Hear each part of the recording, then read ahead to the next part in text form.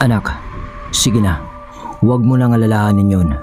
Isipin mo na lang ang nalalapit na kasal nyo ni Diwata. Sige na, magtabas ka na lang ng mga damo doon. Bigkas ni Atan sa anak. Sige ho, tay. Sagot naman ni Noriel. Doon ay nakbaya ni Atan ang kumpare nitong si Timot na tila ba may sinadya rin si Timot sa pagbaba niya mula sa bundok. Buti na nga lang at nakasabay pa niya si Noriel dahil kung sakali ay napalaban na si Noriel ng araw na yun o di kaya naman ay baka napahamak. Halika, Timot. Pare, anong problema? Tanong ni Atan. Pare, pinapababa ako ni Apo Iraya. Dahil alam mo naman yung matanda, hindi na makatayo. Hirap na rin itong maglakad dahil sa katandaan. Salita ni Timot. Bilib nga ako dun eh. Marami nang nilagpasan na buhay yun dito sa kapatadan. Pati nga si Don Purding ay napadaan pa niya. Mas matanda pa si Apo Iraya. Pasingit na salita ni Atan. Oo nga eh. Talagang ganon. Pag galing sa mga sariwang karne lang ang kinakain mo. At mga gulay-gulay lang. Pero mabalik ako sa ipinunta ko dito.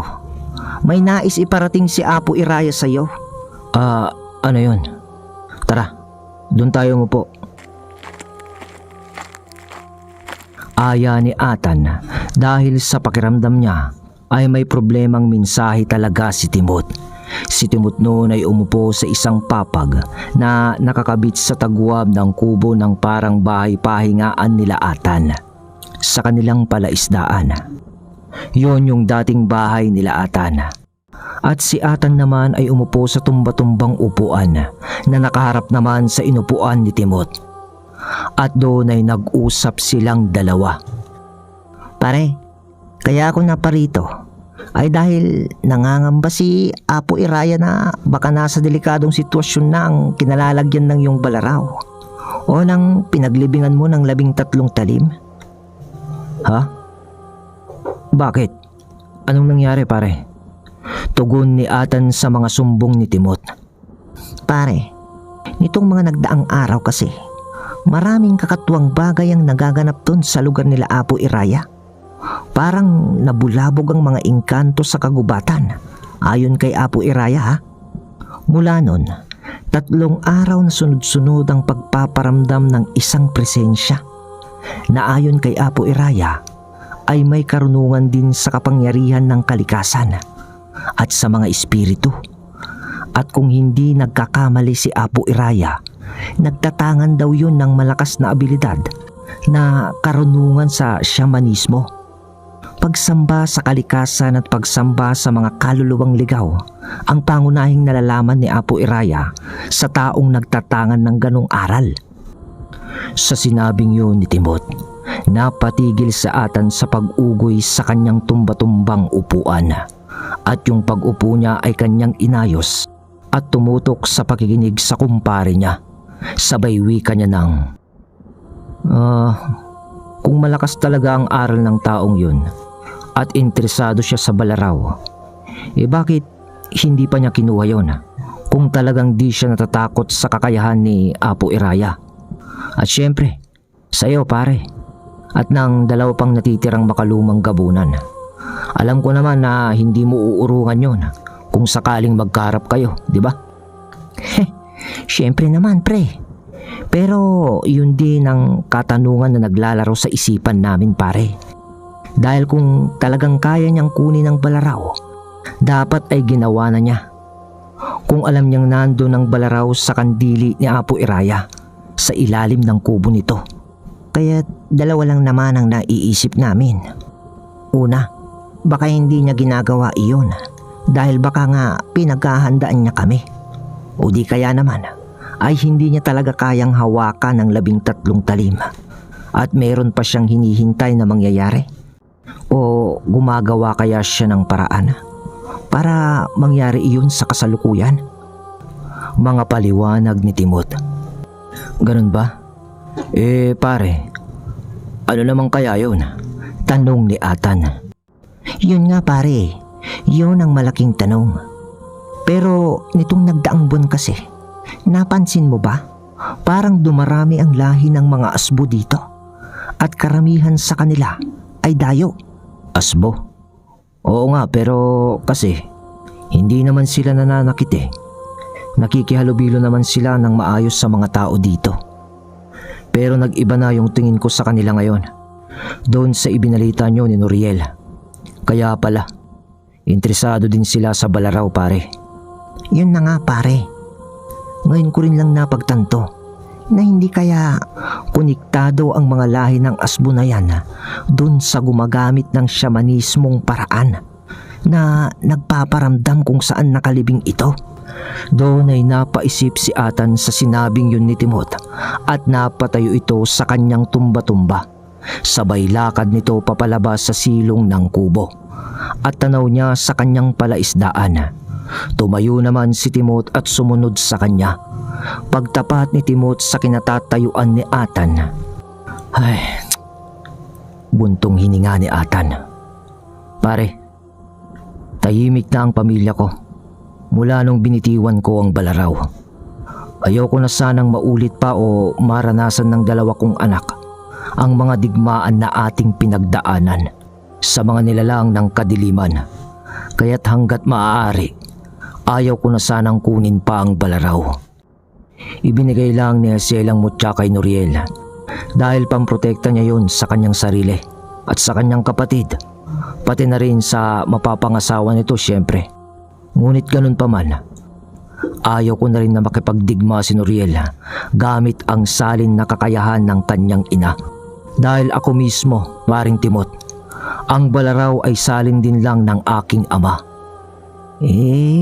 Naiintindihan kita. Andun na tayo paring Atan. Pero anong gagawin mo? Nananalaytay ang dugo mong nakatali sa Balaraw sa dalawa mong anak. At lahat tayo ay mawawala pare sa mundong ibabaw pagdating ng oras natin. At pagdating ng araw na yun, sigurado ko sa iyo Atan, sila ang hahabulin ng mga humahabol sa 13 talim. Isang bagay na hindi mo mapipigilan pag wala ka na. Yun kung buhay pa ang talim. At alam mo ang solusyon dyan, Atan. Ang durugin na lang ang Balaraw. Ay, buntong hininga ulit ni Atan. Yun nga paring Timothy, parang hindi ko rin kayang gawin yun. Dahil oras na ginawa ko yun, parang pinatay ko na rin si Talim o si Kaasip, ang aking maestro. Naluluha pa rin ako pag naaalala ko yung mga panahong magkasama kami ng aking maestro. Kaya mas pinili ko nga na ilibing na lang ito. Ganun ba? Kung ganun Atan, anong gusto mong gawin? Kailangan mo ng kumilos para bago pa maganap ang mga bagay na hindi mo inaasahan, ay makagawa tayo ng paraan. Payo ni Timot. Dahil malapit na rin na lumubog ang araw ni Apo Iraya, baka wala na ring mag-aalaga sa Balaraw na kagaya niyang may malakas na karunungan din. Dagdag pa nito, nang habang nag-uusap naman ang magkumpare, bigla na lang silang natigilan nang nagsalita naman si Noriel ng medyo pasigaw. Tay! Lumingon naman sina Atan kay Noriel noon, ngunit hindi nakatingin si Noriel sa kanila. At tila ba may sinisipat si Noriel sa di kalayuan. Nang sipatin din yun nila Atan, nakita nila ang 3 kalalakihan na parang tuod na nakatayo na nakatingin din sa kanila. Para bang nagmamasid ang mga ito. Noriel! Halika rito! Tawag ni Timot sa inaanak niya. Sa paglapit ni Noriel sa tatay niya at sa kanyang ninong, kilala mo ba ang mga yan? Hindi ho, ninong. Mukhang kaidaran mo lang kasi. Pero iba ang amoy ko sa mga to. Mukhang mga lahi din ng asbo ito, Nathaniel. Oo nga, Timot. Iniisip ko na kung anong pakay ng mga ito. Mukhang tama ka. Mukhang hayok na hayok ang mga ito na makuha ang Balaraw. Nagmamasid na sila. Salita ni Atan. Ganun ba, Tay? Kung ganun, mga kaaway ang mga yan? Tugon naman ni Noriel sa kanyang ama. Tapos ay aabante na ito at mukhang pupuntahan na ang mga kalalakihan na yun. Sabay wika niya ng, Sige, tay. Ako nang bahala dito. sa pagsambit naman ng ganon ni Noriel, agad na humakbang ng mabilis si Atan upang unahan si Noriel dahil susugod na siya. Pagkalagpas ni Atan ng hakbang kay Noriel, itinaas nito ng bahagya ang kanyang kamay. Sabay, "Anak, kami nang bahala dito ng ninong mo. Huwag ka nang makialam. Kami na ang kukumpronta sa mga ito." Pero, tay, Kontra ni Noriel. "Noriel, makinig ka sa akin anak. Malapit na ang kasal mo. Baka mapahamak ka pa. Alam mong may mga pamahiin sa mga ganyan." Pigil pa rin ni Atan sa anak nito. oo nga naman, Noriel. Pakinggan mo ang tatay mo. Alam niyang nakakabuti sa'yo. Kami na ang bahala dyan. Buti ay paghandaan mo na lang ang iyong kasal. Magpakondisyon ka para sa pulot gata ninyo. Huwag kang mag-alala, Noriel. Baka sa tigal po pa lang ng tatay mo, taob na agad ang mga yan. Hindi nila alam kung sinong kinakalaban nila. Si kumparing Nathaniel ko ata yan. Kahit na hindi pa niya hawak ang kanyang balaraw, iho. Huwag kang mag-alala. Bida naman ni Timot sa kumpare niyang si Atan sa anak din nito. Ang reaksyon lang naman ni Atan nun ay, "Tara na, pare. Baka hinihintay talaga tayo ng mga tuod na to." Aya ni Atan kay Timot para lumapit sa tatlong kalalakihan. Naiwan nga si Noriel noon, ngunit parang nagngingit-ngit talaga ito na makialam sa gagawin ng kanyang ama at ng kanyang ninong. Nagpigil na lamang siya noon. Samantala, sa kabilang dako, habang nagaganap naman ang komprontasyon nila Atan sa tatlong kalalakihan, sa isang eskwelahan naman kung saan nag-aaral si Freya. Noong mga panahon kasi na to, ay second year college na rin itong si Freya. Ilang taon lang naman kasi ang pagitan nila ng kanyang kuya. Nang papalabas na noon si Freya sa kanilang eskwelahan, may sumalubong sa kanya na isang binata. At nagsalita ito ng, "Psst, psst, Miss, ikaw ba si Freya? Hindi ba tatay mo si Nathaniel?" Oho. Bakit niyo kilala ang tatay ko? Tanong ni Freya. Hindi sumagot noon ang nilalang, bagkus ay ngumisi ito ng nakakaloko kay Freya. Inaya ng lalaki nun si Freya na sumama sa kanya, ngunit agad naman na tumanggi ito. Nang isang lalaki na naman ang lumapit kay Freya at kamag-aral niya pa iyon. Ngunit palihim na tinutukan ng patalim noon si Freya sa kanyang tagiliran na hindi nakikita ng karamihan na tao. Sabay bulong ng lalaki na kamag-aral pa niya ng, "Sumama ka na. Huwag kang hihiyaw. Kundi papatayin kita dito." Babala ng lalaki kay Freya. Malayo si Freya noon sa kanila dahil nag-aaral ito sa sinaunang universidad na pinanggalingan din ng kanyang kuya. Dahil mangilan-ngilan pa lamang ang mga paaralan ng mga panahon na to. Kaya't nagrerenta rin si Freya noon ng matutuluyan sa pag-aaral niya. Dahil di kaya ang uwian, nasa 2 hanggang 3 oras ang biyahe mula dun sa kanilang bahay. Sa dating bahay nila Mang Arnel na ipinagawa na rin noon ni Atan. Dumako naman tayo sa palaisdaan nila Atan o sa pagkumpronta noon ni Atan at ni Timot sa tatlong kalalakihan. Mga kaibigan, anong may paglilingkod namin sa inyo? Bibili ba kayo ng isda? Pasensya na, pero hindi pa buwan ng anihan ngayon ng isda.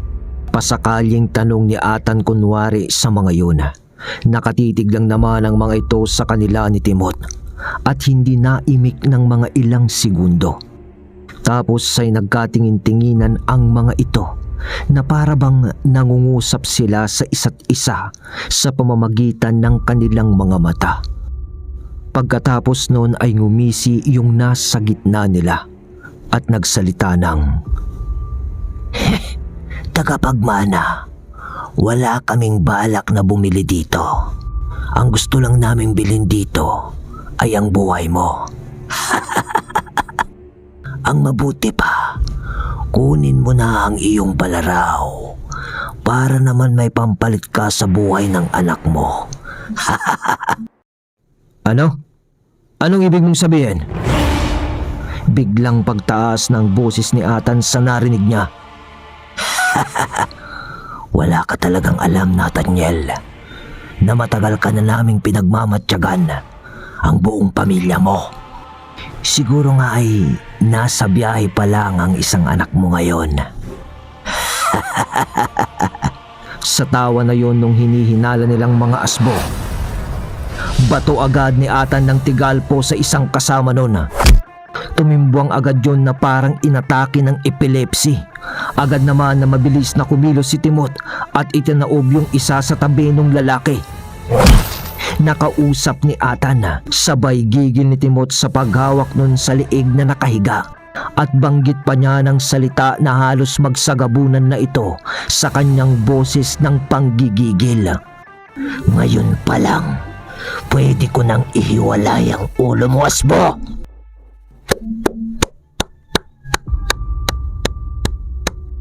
Pero doon naman ay biglang pumalakpak pa yung kausap ni Atan na siya na lamang natitira sa tatlo na nakatayo, habang nangingisay pa rin yung isa na binato ng tigalpo ni Atan.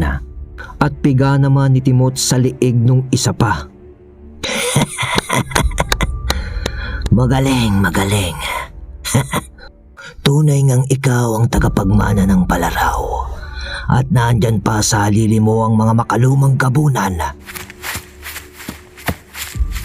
Sa pag-uwi ka noon ng lalaki ay bigla namang dumating si Noriel sa tabi ng kanyang ama. Nanakbo pala si Noriel papalapit sa kanila nang makita nito ang komosyong nagaganap sa pagitan ng kanyang ninong at ama at sa tatlong nilalang na mga asbunga. "Tay," salita ni Noriel. "Huwag ka munang kikilos, anak." Sa pagsambit nun ni Atan, bigla na lamang may parang sumakal sa lalaking kausap nito sa likuran nun. Anong ginawa mo, tagapagmana?" Salita nung nilalang na halos hindi na makahinga. Mahina ang nilalang na yon dahil hindi man lang niya nakikita kung ano ang sumasakal sa kanya o kung sino. At yun ay walang iba kundi si Cartel, ang gabay ni Atan.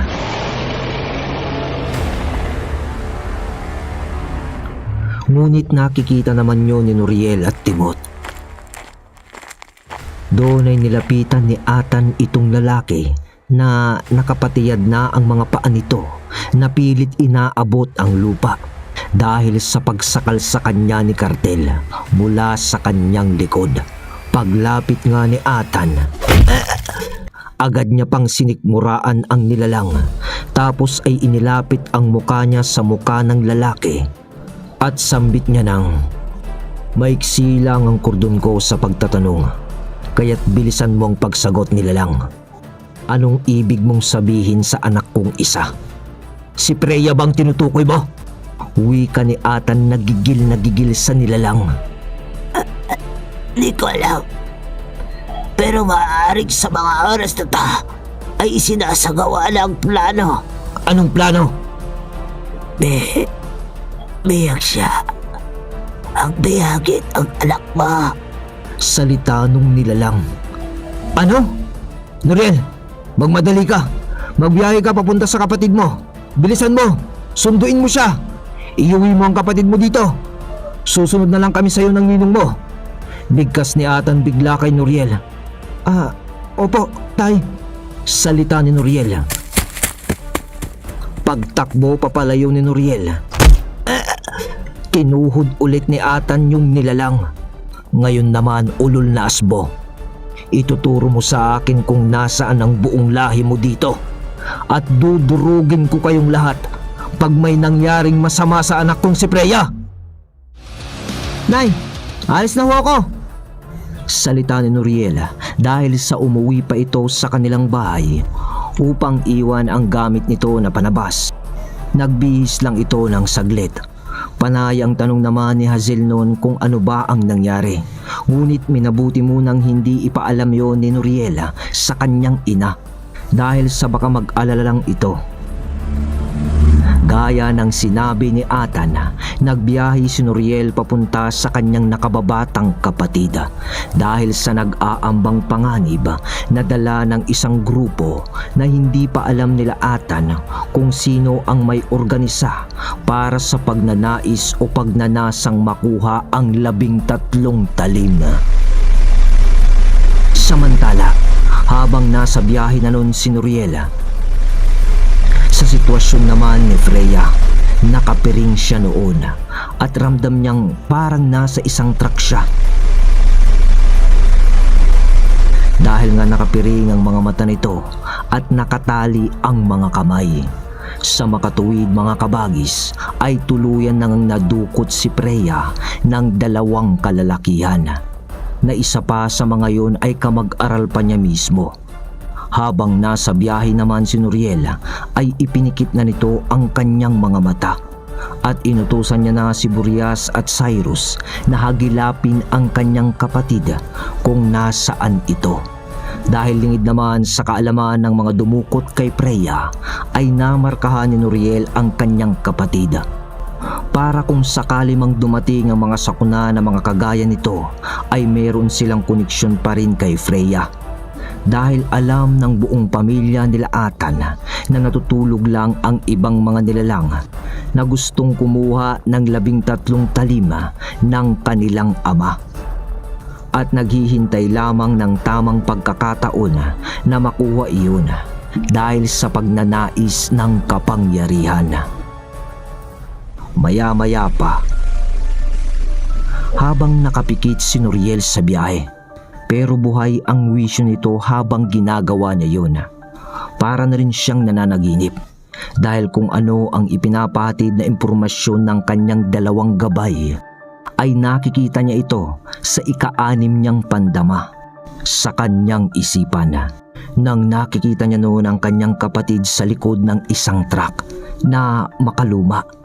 Tapos ay madilim ang pagkakakita ni Noriel at nang tignan niya ang palibot ng lugar sa kanyang isipan sa mga ibinibigay na impormasyon ng kanyang mga gabay, salungat yon sa biyaheng tinutungo niya. Ibig sabihin ay papauwi ang biyahe ni Freya. Nadukot nga siya. Alam na yon ni Noriel sa mga oras na yon. Padapit hapon na rin doon. Sa bigla ang pagbulat ni Noriel ng kanyang mga mata, nang gagalaiti ito sa galit sa loob pa lang ng sinakyan niya. Pero pinakalma nito ang kanyang sarili at huminga ng malalim hanggang sa pumara na agad ito. Pero yung parting pinagparahan niya ay wala namang kabahayan doon at puro mga puno sa kabila na parang gubat na rin at kabukiran naman sa kabilang bahagi noon. Rough road pa ang daan noon. Nang nakababa na si Noriel, tinignan niya ang kapaligiran at bumulong ito sa kanyang sarili ng tamang-tama to Freya. Mahal kong kapatid, huwag kang mag-alala. Andito na si kuya. Nang magdidilim na, itong sasakyan na pinaglagyan kay Freya ay patuloy pa rin sa pag-andar. Pero hindi naman naiiyak si Freya noon sa nangyaring pagdukot nga sa kanya. Kagaya rin siya ng kanyang ina, matapang. Pinipilit pa nga niya noong ilislis ang panyo na nakapiring sa kanya sa pamamagitan ng pagkiskis noon sa mismong kinasandalan niya na bakal sa pakiramdam nito. Maya-maya pa ay nakaisip siya ng paraan at ginawa niya ito para maipaharap ang kamay niya na nakatali. Namaluktot siya ng maigi. Tiniklop nito ng maigi ang kanyang tuhod. Natumba pa siya sa kanyang pagkakasandal at napahiga ito dahil pilit niyang ikinakabila ang kanyang mga kamay sa pamamagitan ng pagkabila nito sa may puwitan niya padaan sa kanyang mga paa. Hirap na hirap noon si Freya na mamaluktot ng kanyang katawan dahil medyo mataas ang pagkakatali nito sa kanyang mga kamay. Hindi naman napapansin ng dalawang dumukot sa kanya na nasa harapan ng truck na ikabila na ni Freya ang mga kamay nito at madali na lang niya na tinanggal ang kanyang piringa. Pagtanggal niya noon, doon pa lang niya nakita na nasa isang truck pala siya. Nasa likuran ito. Yung may silong na truck noon na may tulda, yung parang pinandi-deliver ng baka o kalabaw. Ganon, yung parang sasakyan din ng sundalo. Pero wala nang pakialam noon si Freya dahil ang unang hinagilap niya ay ang kanyang bag. At nakahinga naman ito ng malalim nung nakita niya yon sa isang sulok ng truck. Agad niyang nilapitan iyon ng papalakad ng nakaupo ng marahan dahil may kukunin siya doon. Ngunit bigla na lamang siyang nawala sa balanse nang bigla namang prumeno yung truck. Napagulong na naman si Freya sa pagkakataong yun. Hindi alam ni Freya kung anong nangyayari sa harap, pero kailangan niyang makalapit sa kanyang bag dahil mukhang may kukunin siyang bagay doon na importante.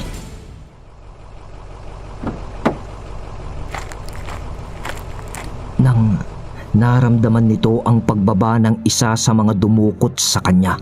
Ano ba yan, pre? Sino kayo naglagay ng kahoy na to dito? Sira ulo naman yun. Alam nilang daanan to eh.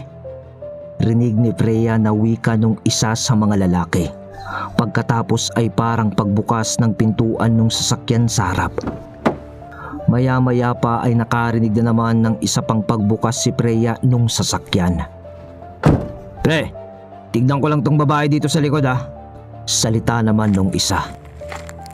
Naririnig na ni Freya noon ang paglalakad ng lalaki sa gilid ng truck.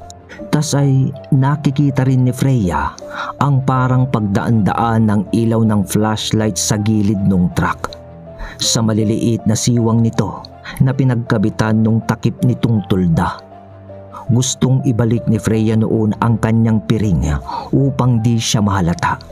Ngunit di na niya yun magawa ng maayos dahil sa nakatali pa yung kamay niya. Tapos ay medyo napalayo na yung panyo kanina na kanyang tinanggal dahil nga sa biglaan ding pagpreno kanina ng truck. Medyo natataranta na noon si Freya. Dahil malapit na yung isang lalaki. Hanggang sa kita na niya yung liwanag ng flashlight na gagalaw-galaw na nasa mismong harapan na ng likod ng truck. Andun na yung lalaki. Bubuksan na nung lalaki yung takip na tulda ng truck sa likod. Hanggang sakita na noon ni Freya ang pag-angat ng takip ng tulda at pagpasok ng liwanag ng flashlight sa truck. Nakarinig ng pagsuntok at pagbalibag si Freya sa labas at para bang bigla ang nalaglag yung flashlight. Sunod-sunod pa noon ang tunog ng parang paglalaban ang kanyang naririnig hanggang sa natigil iyon at bumukas na ulit yung tolda na nakatakip sa kinalalagyan ni Freya. Freya, ako to. Salita ng pabulong ng isang lalaki. Nabuhayan ng loob noon si Freya dahil nabusesan niya yun at yun ay walang iba kundi si Nuriel. Umakyat noon si Nuriel at kinalagan ang kanyang kapatid. Bilisan mo, tara na. Kuya, yung bag ko. Salita pa ni Freya. Oo, ako nang bahala. Tugon ni Nuriel.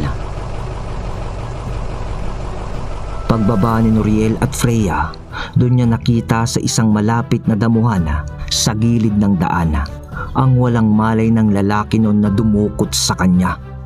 Huwag kang malala, Freya. Hindi ko siya pinatay. Nawalan lang siya ng malay sa ginawa ko.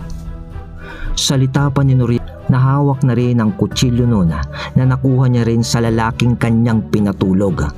Nang habang nagbubulungan sila. Pre! Asan ka na? Anyan ka pa ba? Tara na! Natanggal ko na yung kahoy! Salita nung lalaki na nasa harap.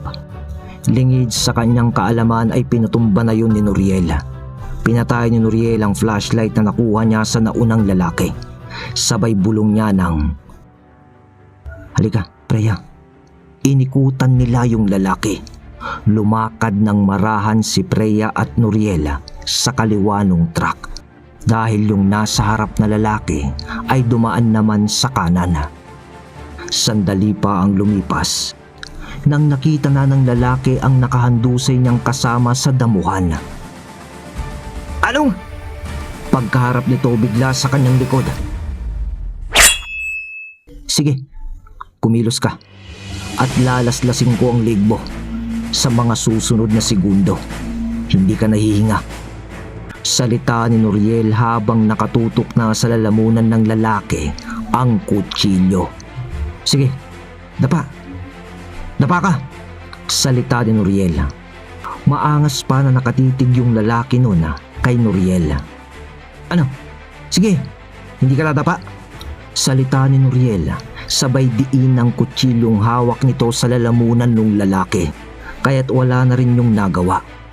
At pagdapa nun, yung ginamit na panali sa kamay ni Freya ay siya rin namang ginamit ni Noriel sa lalaking yun.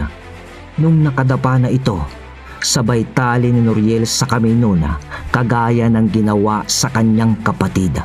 At habang ginagawa yun ni Noriel ay nagsasalita pa yung lalaki ng, "Magsisisi ka, Noriel. Kilala kita. Magsisisi ang buong pamilya mo sa ginawa mong to sa akin. Hindi mo kilala ang aking ama."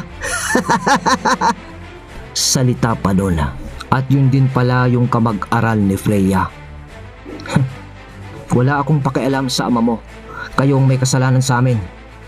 Ngayon ay dadalhin kita sa ama ko para malaman namin kung sino ang nag-utos na dukutin ang kapatid ko. Sige, bangon." Salita ni Noriel.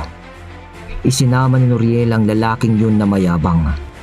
Isinakay nila ito sa harap din ng truck kasama si Freya at iniwan na lamang ang isang lalaki noon na nakahandusay sa damuhan.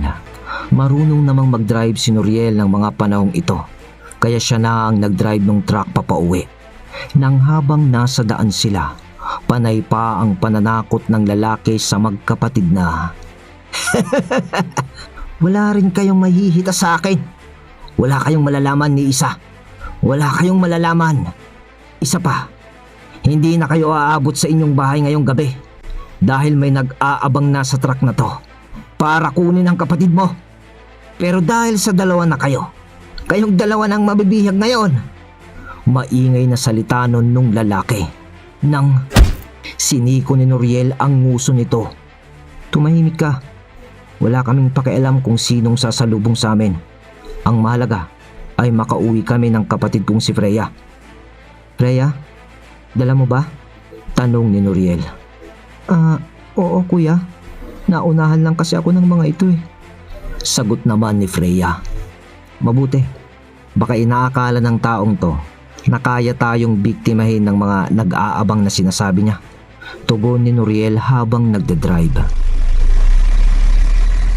Nang mga ilang minuto lang ang lumipas sa pagbibiyahe nila Noriel sa madilim na daan, biglang napatigil ito dahil sa may nailawan silang tao na hubad ang pang-itaas na damit. Tapos ay bigla din itong nawala nung napatigil na sila. "Patay na kayo ngayon. Naandyan na sila, ang mga kasama ko." Salita ng lalaki na bihag ng magkapatid. Siniko ulit ni Noriel yung lalaki dahil maingay na naman ito. Nang itutuloy na ni Noriel ang pagdadrive, biglang may kumalampag sa bubungan ng truck. Tawa na naman nung lalaki. "Freya, mukhang hindi tayo lulubayan ng mga ito hanggat di natin sila hinaharap." Salita ni Noriel.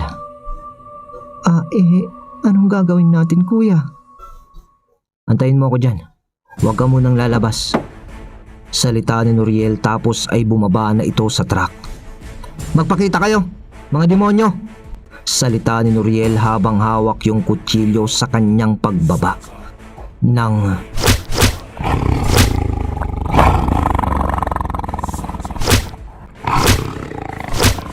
sunod-sunod na nagpakita na lamang ang mga nilalang na mula sa karimlan ng dilim na hubad ang pang-itaas na damit. Kita ni Nuriel ang katawan ng mga ito na nagmamantika sa langis na para bang pinanligo ng mga yon ang isang tabong lana. Doon naman ay tinawag na ni Nuriel si Burias at si Cyrus sa kanyang halili.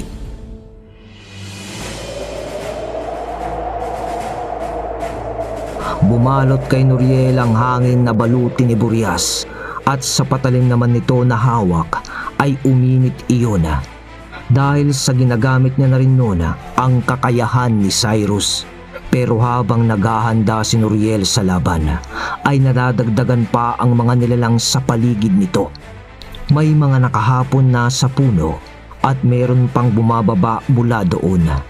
Sa pagkakakita ni Nuriel sa itsura ng mga yun, parang sa katawan din lang ng normal na tao ang pangangatawan ng mga ito. Pero yung mukha nila ay medyo makapal ang balahibo na kulay itim. Tapos ay maihahalin tulad na yun sa isang aso. Di na kayo makakatakas ng kuya mo dito.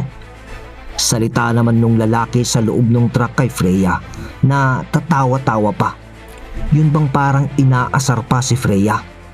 Tumahimik ka. Salita naman ng maiksi ni Freya. Tapos ay lumabas na rin ito sa sakyan. At pagbaba nito, hayaan mo akong tumulong kuya. Marami sila.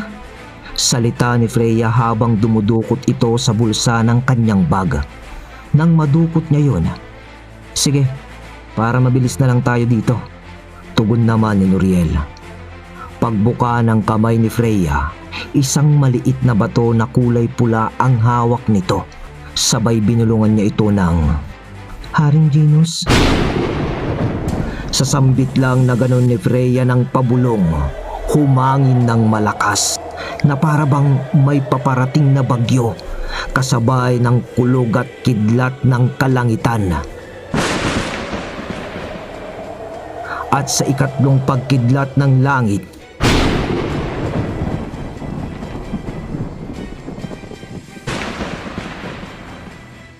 sa bigla ang pagkidyap ng liwanag ng kidlat sa kapaligiran, nagulat ang mga nilalang dahil nasa tabi na ni Freya ang hari ng mga maharlikang dalakit noon. Kasama ang ilan sa mga mandirigma nito, kabilang doon si Yvonne. Doon ay nagwika lang ang hari ng Tinawag mo ako, anak ni Nathaniel. Oho, Haring Genus. Sagot ni Freya ng maiksi. Lingid sa kaalaman ng mga nilalang na ipinasa ni Atan sa anak niyang si Freya ang ipinangakong proteksyon sa kanya ng mga dalakit noon. Naiintindihan ko na kung bakit mo ako tinawag anak ni Nathaniel. Salita ng hari, sabay sa paghugot ng hari sa nagbabaga niyang espada. Mga mababang uri ng nilalang, layuan niyo ang anak ni Nathaniel. Kung hindi, kami na ang inyong makakalaban. Dagdag pa na wika ng haring dalakit noon.